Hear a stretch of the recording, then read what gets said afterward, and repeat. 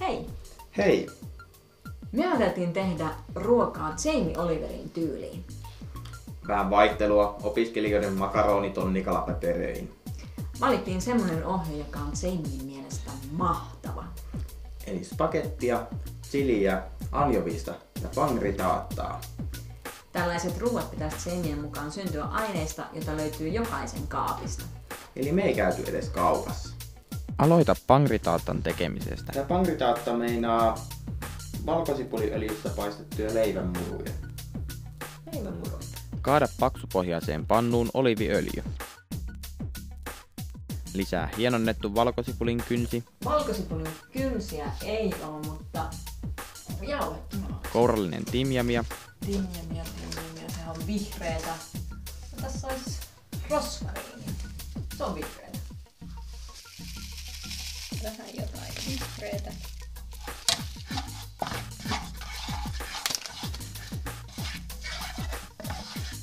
Oi kun tuoksuu hyvältä.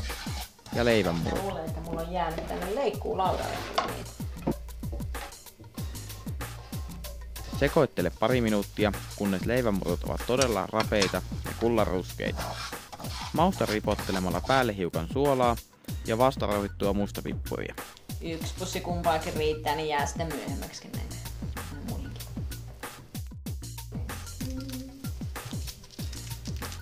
Nostele murut talouspaperin päälle valumaan. Tää on kun opiskelijat tuplaa semmosia hienoiksi kuin talouspaperi. Hyvä, jos vessapaperia edes riittää.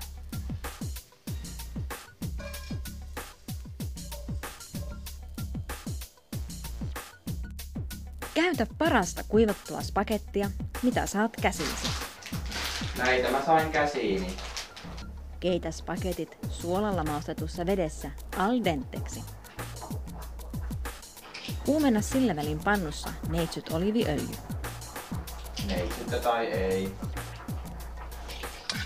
Kuulota hienotettu valkosipuli.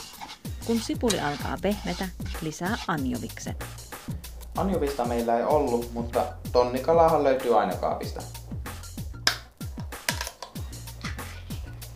Noin minuutin kuluttua ne alkavat pehmetä. Lisää joukkoon sitruunasta puristettu mehu. Tässä on meille sitruunamehun korviketta. Eiköhän se kelpaa. Ja ripottele lisäpotkuksi kuivattua chiliä. Kumoa valutetut spagetit kastikkeeseen ja kääntele, jotta pastat maustuvat joka puolelta. Maista pätkä spagettia. Se saattaa tarvita hiukan lisää sitruunan mehua tai mausteita. Lisää ne, ripottele päälle runsaasti pangritaattaa ja tuo koko komeus pöytään.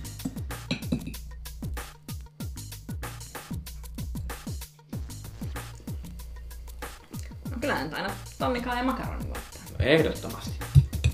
Saatikka jos kuivaa leipää olisi.